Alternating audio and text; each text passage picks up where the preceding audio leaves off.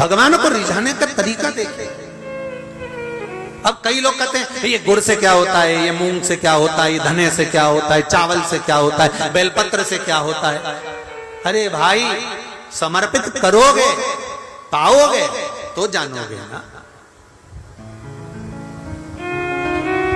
और हमने पहले भी कहा, आज फिर कह रहे, शिव मंदिर में चढ़ी हुई बेलपत्र आप अगर उठाकर ला रहे हो, निर्माल्य उठाकर ला रहे हो, तो शंकर भगवान से बेलपत्र लाते समय आपको उठाने से पहले शिव जी के सामने हाथ जोड़कर, हाथ पसार कर कहना पड़ेगा, बाबा मुझे ये रोग है, इस रोग के लिए मुझे औषधि के रूप में आप बेलपत्र दे दीजिए। हम ये नहीं जानते, क्योंकि शिव महापुराण में लिखा है कि नर्मदेश्वर महादेव पर चढ़ा हुआ सामग्री निर्माल्य प्रसाद पा सकते हो, बाकी के शिवलिंग पर चढ़ा हुआ का भाग तो जो वैरागी होते हैं, त्यागी होते हैं, संत होते हैं, साधु होते हैं, उनके लिए होता है।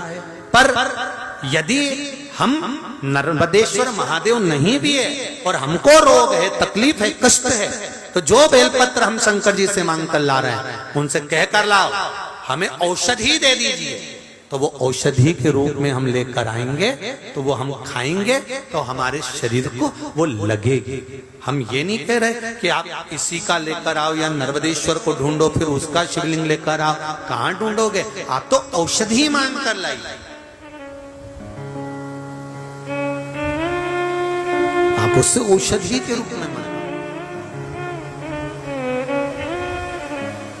शंभो शरणे पड़ी मांगू घड़ी रे घड़ी, दुख काटो दया करी दर्शन आपो।